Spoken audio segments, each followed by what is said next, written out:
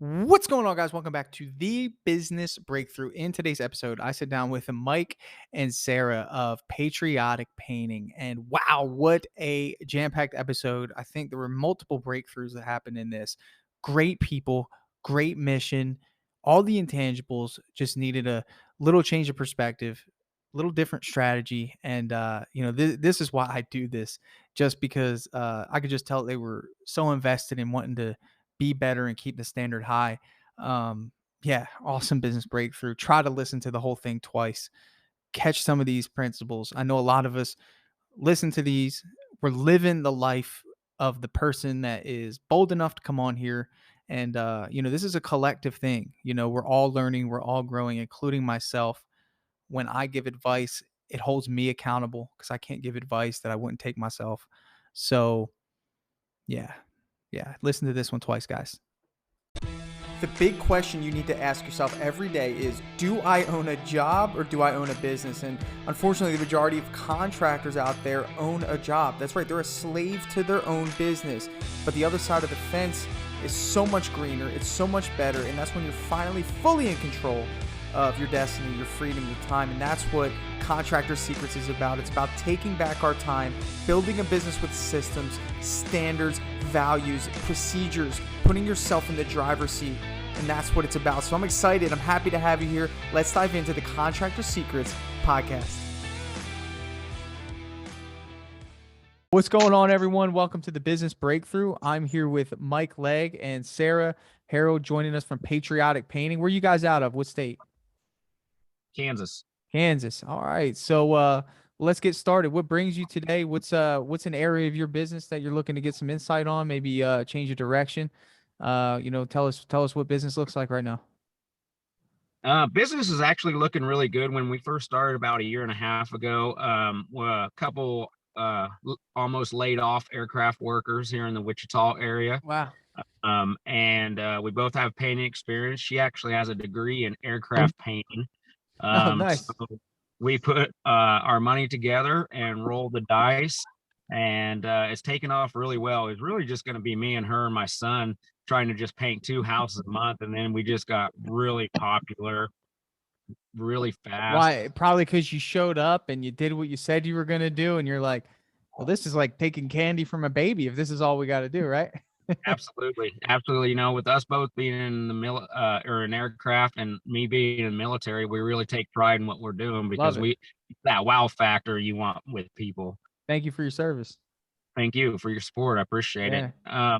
Our main issue right now is kind of employees. We're not all, so I still had to stay in aircraft. Another job opened up that was really financially smart and Okay. beneficial.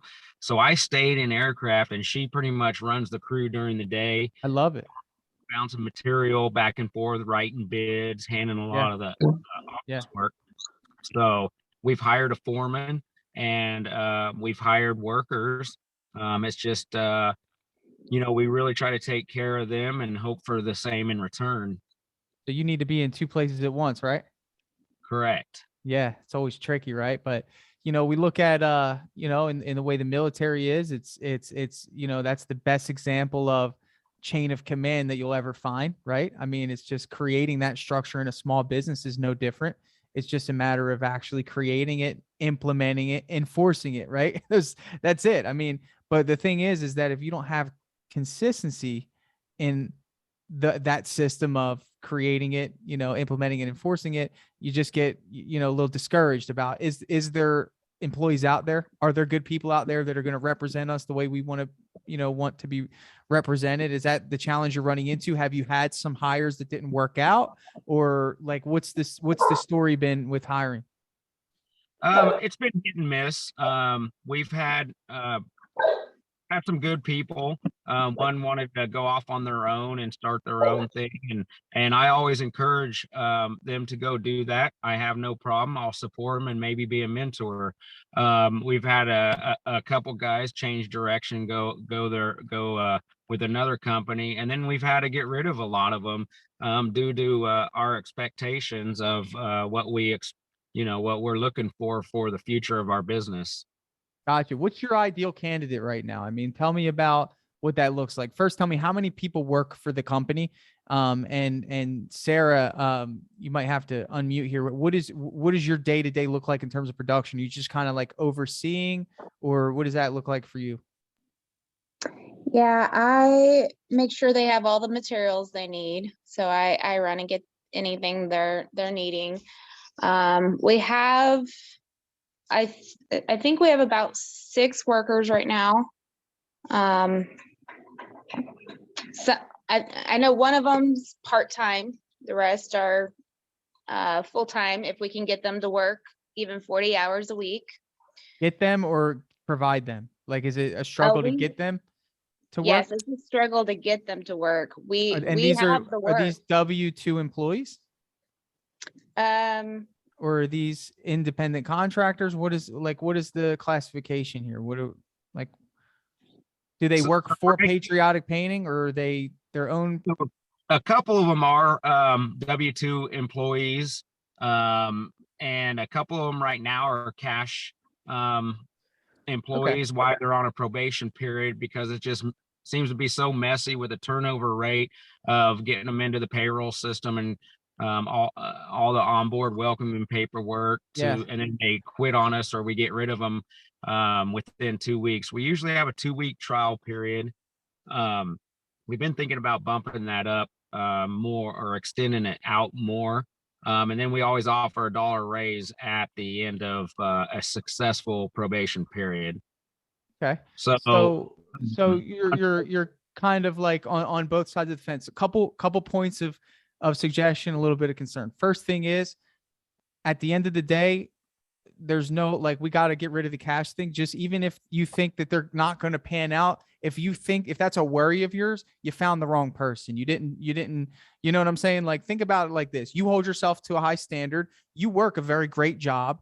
And I'm sure if you applied at that job with your high standard and they said, hey, listen, we're just going to pay you cash for these 2 weeks because we're not quite sure if you're going to pan out, that would actually kill your momentum. You would not be as motivated in that area. I'm just talking about leadership and motivation at this point. It doesn't matter about, obviously, it is a little extra work to get that paperwork set up, but guess what? We need to go into every relationship as if it's going to be a successful one. It'd be the same in a personal relationship. You know what I'm saying? So yeah, from an that makes sense. employee's perspective, like, if you take pride in that standard, which I love, in any case, I love it, then everything that is in your business has to match or exceed that standard from every level, from how you guys communicate. And the fact, Sarah, and just pointing things out because I want you guys to be successful. It's not, I think we have 6 employees. You should know, hey, we have 6 employees, because these people are individuals that work for your company. This is important to you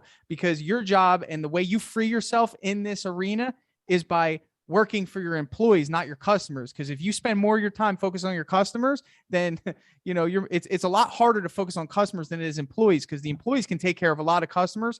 You can only take care of a select few of customers, which, so I know you guys understand that dynamic, but guys, you're here to serve.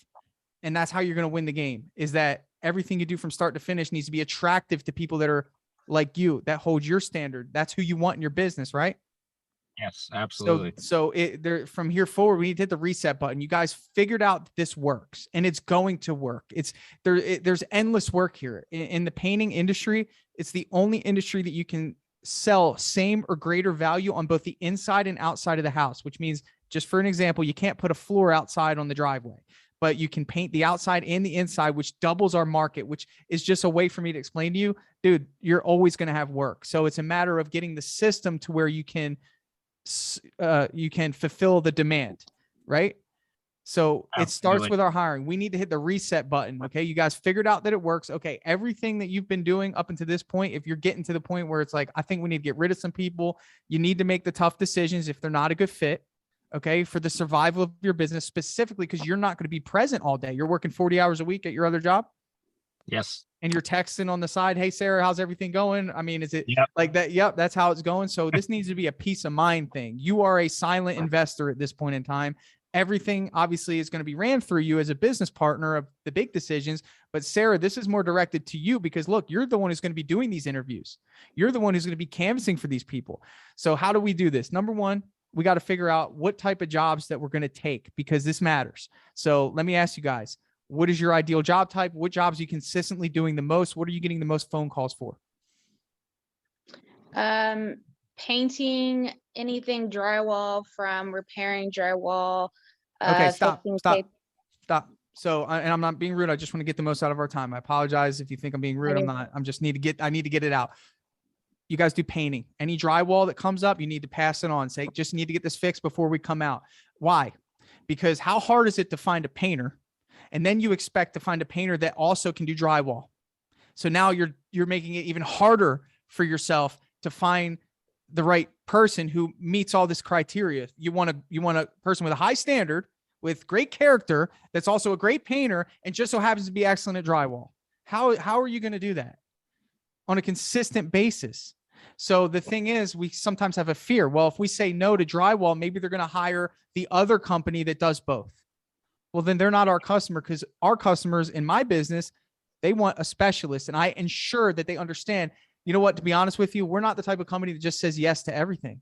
We only take what we're great at, and we're great at painting. I would prefer you find a drywall professional who's excellent at drywall. So you have an excellent drywall job and an excellent paint job, not an excellent paint job and an okay drywall job. Right? Makes sense. You know what I'm saying? What does that do on your end? It alleviates some of the pressure of finding these individuals. Whatever you hand them to do is either going to stress them out or empower them, right? So if you look at what your daily responsibilities that you've been giving these workers is, and I didn't even let you go further because it sounded like you were going to add a bunch of other tasks to what you were going to say.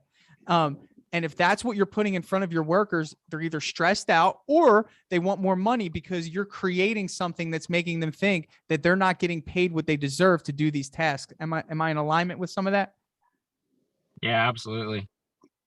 Okay. And you're speaking from experience being an employee, Mike, of, hey, guess what? If your boss tells you to do something different every day, how long is it going to take you to get burnt out and stressed out, regardless of how much you're getting paid? I agree. But you might not have the option. Say that. So go ahead, Mike. I agree. It won't take long. Won't take long, but you don't have the option to quit. Or maybe you do. Maybe the person you hire doesn't. Maybe they're not as skilled as you. You have a military background. Your resume is probably really professional. Guess what? The person that you guys hired may not have that same luxury, so they have to stay. But what do they say when they have to stay? Well, if I'm going to stay, I want more money. True. And then you guys start to get stressed out, like, well, we can't pay you more money. Now you have a disgruntled employee because no one's pumping the brakes. No one's looking at the big picture. And where I go back to my old point is, like, we work for these employees. Let's think about how we can make their life easier, make their life better, because what does that mean? Our customers are going to be happier. Sure. Right? Absolutely.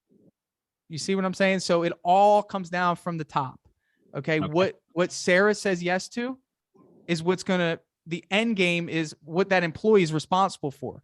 And then obviously you guys are balancing the supply and the demand, and there's some friction happening. So we can't talk hiring until we identify as a company, what are we going to specialize in? Which, my opinion, should be straight interior and exterior painting, nothing else. Say no, because there's plenty of it. Absolutely. They're gonna say, well, can you remove this wallpaper? No, ma'am. I think you should find a handyman to take care of that, because we just specialize in painting and we don't want to cause a rift in our schedule. We just, we're just so booked out with painting that it would put a rift in our schedule to do wallpaper. But I know a great handyman that would love to take on this, and eventually you're going to build that network of resources to where you can start helping them find the people to come in and be specialists for these things. So what do we run into? Wood repair. We run into wallpaper. We run into drywall repair. We run into texturing. We run into sometimes, was that siding, right? So Sarah, your job from here is to find these people that are good at this. So when it comes up, you just don't go, oh, well, you got to figure it out. You might have to do that early on, but soon you'll be like, no, actually, we actually refer a siding professional to come in to get it ready for when we come to paint. Okay. You see? Yeah, sounds good. Mike, are you following me on that? Yeah, absolutely. I think that would definitely help out, because then especially with the estimating process, we're really good with estimating paint jobs. When they start throwing a lot of mixture in it with wallpaper, siding, that's when we really got to sit down, scratch our heads, and bounce questions off other people just to come up with a number. And we've kind of shot ourselves in the foot a couple times on these types of deals. That's what it is. And I use this analogy a lot. I don't know if you've ever listened to any of my podcast episodes. You might have heard this again. It's when you go to a restaurant, they give you a menu for a reason. It's not that the chef can't cook crab. Okay. It's like, I'm sure if somebody sat down and said, you know what, I like this restaurant, but I would love some crab right now. It's convenient for me to be served crab at this moment in time. Well, guess what? That menu protects the chef and the whole restaurant from going crazy because there's no crab. It hasn't been prepped. And that's not what they do there. They're a steakhouse, So, that's the mentality. Just because it's a restaurant doesn't mean we can't have a menu in our painting business, right? And that's what we offer. Hey, we only offer interior, ceiling, walls, trim, doors, closets. That's it. Maybe cabinets if you want to get crazy. Okay. Exterior, we only offer siding, soffit, fascia, gutters, pool deck. Sometimes if things get crazy and it's already been painted, the driveway and the walkway with no warranty on it if it peels. Okay. That's it. But how do we ensure that we get those jobs? My next question to you is, what does your marketing look like? Are we spending any money on marketing or are we word of mouth? We've a lot of us been word of mouth. We do spend some on Google ads and Facebook ads. Okay. We have yard signs. All our workers have our shirts on. Love it. Matter of fact, probably about 8 people from my job, my first job, has hired us to come out and do work as well. Huge. So Huge. we don't have our trailer or our truck wrapped. We have our logo sticker on there.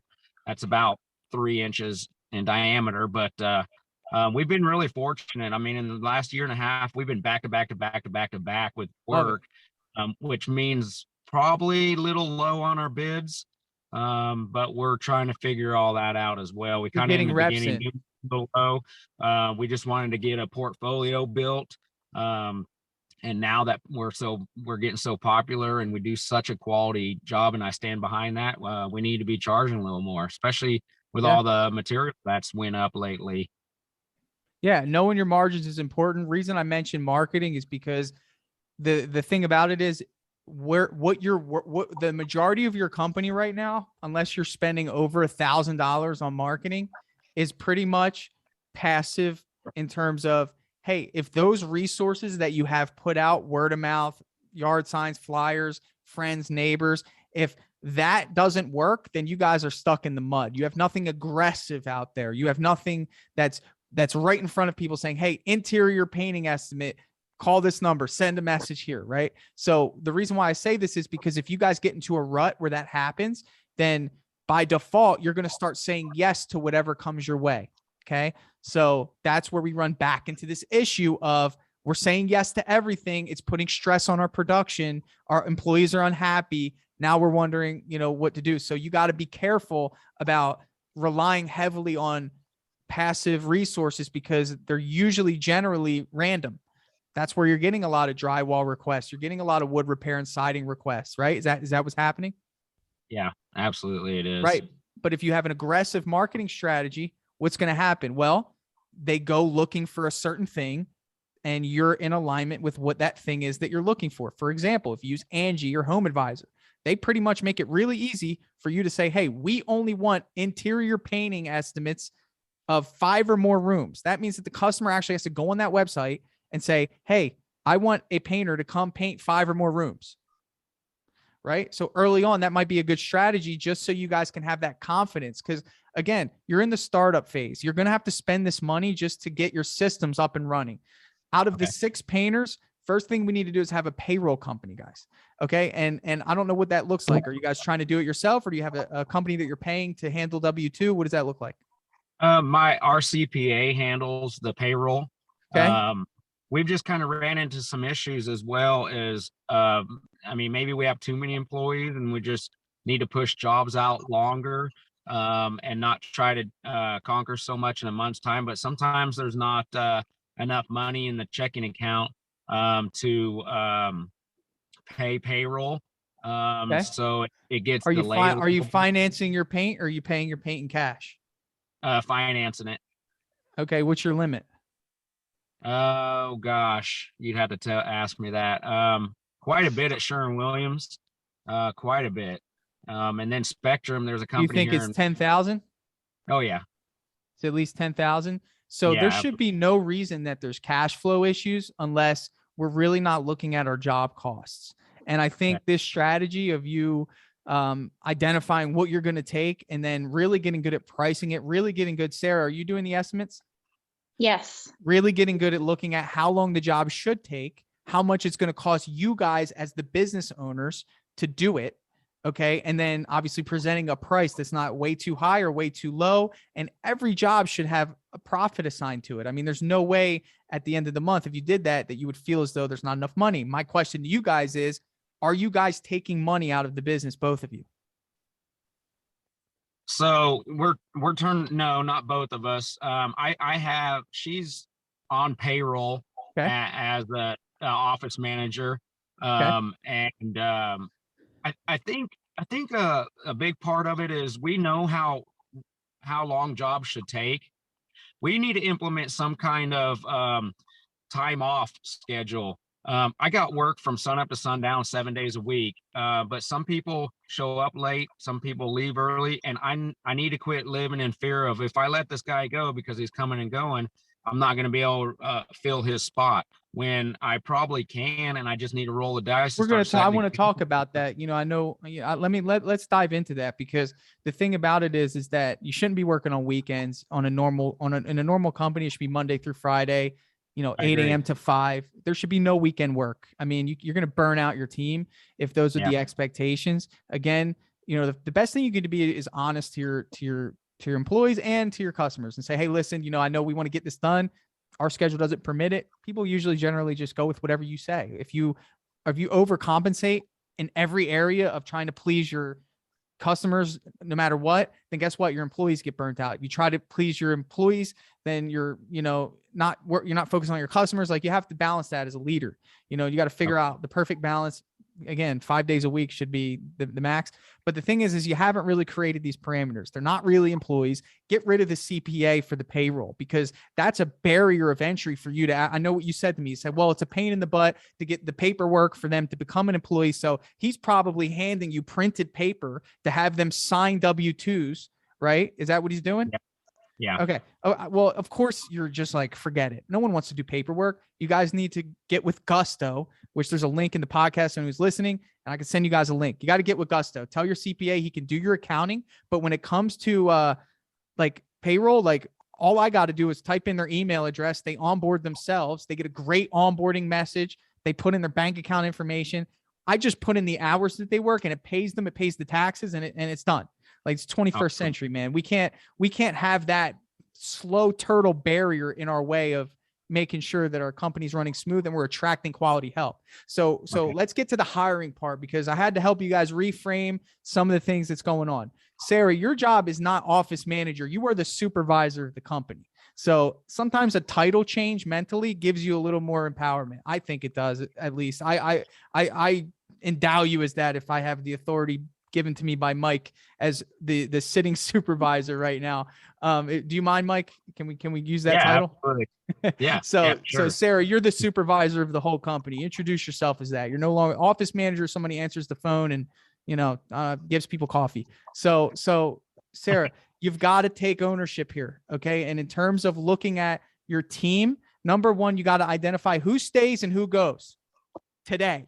And I'm sorry, I know it's Christmas. Maybe give them if you want to give them a severance or something. I mean, this is for the survivability of your business. If anybody cares about people and their families, it's me. Again, might be something you guys do January 3rd, right after Christmas. You guys be the judge of that. And this is in no way meant to harm anyone. It's if you guys are getting to a point where cash flow isn't there, you're at your business is like dying, we got to make tough decisions here, and we might have to reframe some of the things we're doing, or else everybody sinks. There might be some really good people in your business right now. You want to hold on to them really tight. And you said you had a project manager. Can you tell me briefly about who that person is and what's up with them?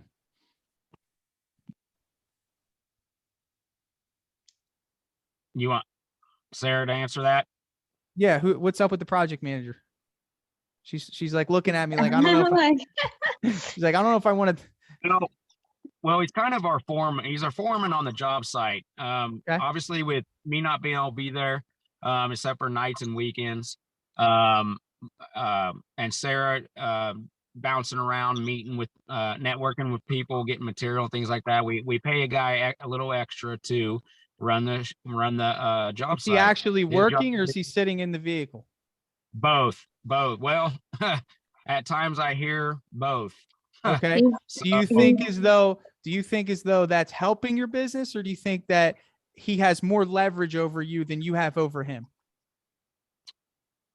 you know, I he's kind of got to where he thinks he has more leverage over me, and we Okay. kind of got into Let's it cut the yesterday about it. conversation there. Sarah, I think you know what you need to do. And I'm just being honest because you Yeah, can't. I feel like he kind of needs to go. Okay. So that's an easy decision. And that right there, Mike, you are going to feel more weight lifted off your shoulder because you're trying to appease somebody who doesn't value you as a leader and value what it takes to run a business and value what it takes to get your name out there and value these things. And you know what? That attitude that you feel is probably being portrayed to the people that work under him, and it's making them feel probably the same way you do, and on a much deeper level, because they're actually his subordinates and you're his boss. So there's only a certain level you're going to feel. At the end of the day, you control his money, but that guy controls how their workday goes, what conversations they have with their families at home when they feel stressed. You don't even know the impact that could be happening here. And it's only going to get worse. So Okay. if there's a breakthrough that needs to happen today, it's probably going to be that. And it's tough. Okay. I made these. I can come to you with confidence about this because I understand these decisions. I've made them. I fired people that started with me in the business that I had to let go because they did not grow with me. We hit a certain level and it's like, hey, are you with me or are you? I'm not sure what's happening here. You know, I mean, do you not see the value that I'm giving you? And it was really tough, but you know, I'm just being honest that you can't move forward, especially Mike, with you being absent. You got to have somebody that's got your back. Sarah, there is nothing stopping you from doing what he was doing. You can replace him as the supervisor, and I guarantee people will respect you. Even though you might not know the painting business of what needs to be done, you're obviously very smart. Okay. Like, I mean, so it's like one of these things you can just step into the job. You know what looks good. You know what doesn't look good. Hey, take care of this, fix this. If it were your home, act like the homeowner. Now you are the supervisor of these projects. There's only so much paint and material you can bring to a job during the day. There's only so much networking that you can bring to the job during the day. You need to be on the jobs. Every job, you need to be there all day until you guys get to a position where, you know, you feel confident about what's going on. Okay. Okay. You guys have such a great team here. I mean, these are just some minor tweaks. I mean, you've already done so well. I mean, you're letting these people stop you guys from hitting your stride. And eventually, Mike, I know you want to quit your job when your company's doing $1 million a year. I know that. We just hit 183,000 this year. So next year you implement these strategies. Next year, you'll be at 400,000, 500,000. The next year after that, you'll be at $1 million. Okay. But you gotta go back down to the foundation. Right now, you built something off of sticks and you got to a certain level and you're looking up and you're like, oh, this is great. But then you're like, well, we want to go higher, but the foundation you built needs to be, you gotta go back down there. You gotta go back down there, guys. Good. You know what I'm saying? Last point, hiring. Go ahead. You got something to say? We purchased Dripjobs too, so we're eager to dive into that here I saw soon. that. Thank you, man. And that means a lot. And you know, we'll do an onboarding. I'll show you guys how to use it, especially you, Sarah. You know, you're going to be the one using it the most. So we'll set up another time to do that. You know, last couple points here, guys, on hiring. Okay. Last step. When it comes to hiring, again, Mike, we reiterate, you're military, man. You have systems, you have standards. This is your framed who you are as a person. Everything that is in your business needs to have a system.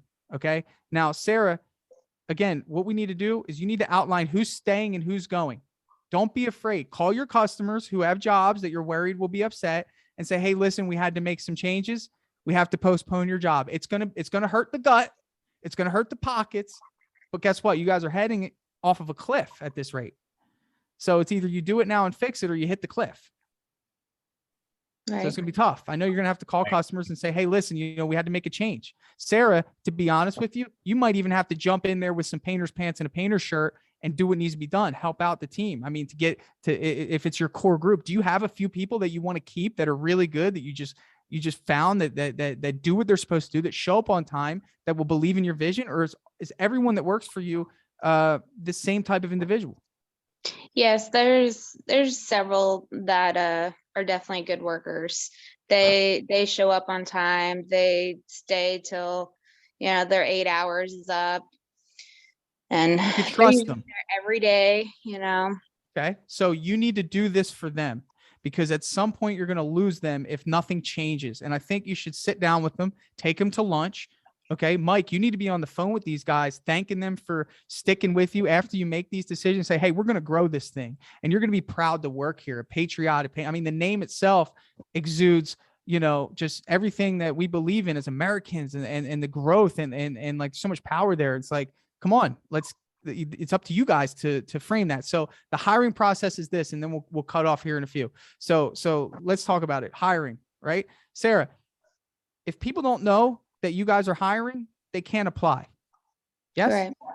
Okay. Correct. So I ask you a question. Do you guys have ads out at this moment right now for people to apply? No, we do not. Okay. So that's step number one. Okay. We got to understand this concept. Mike, right now, if you had a bad day at work, okay, and you're just like, I am done with this job. It's Friday, payday. So you're like, oh, the value of which I'm giving is not in alignment with what I'm receiving. What are you going to do? You're going to go on Indeed and you're going to look for another job. Okay.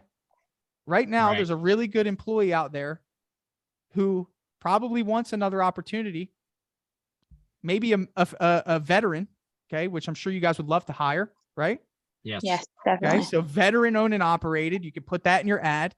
Looking for talented, charismatic individuals, no experience necessary. We will teach you what you need to know on how to do our process, because now you guys are only doing basic painting, which homeowners can do. You guys can watch videos on how to do, and you can train people. So now you don't just have to look for skilled individuals because you already have some. So anyone you put in can learn from them. Right.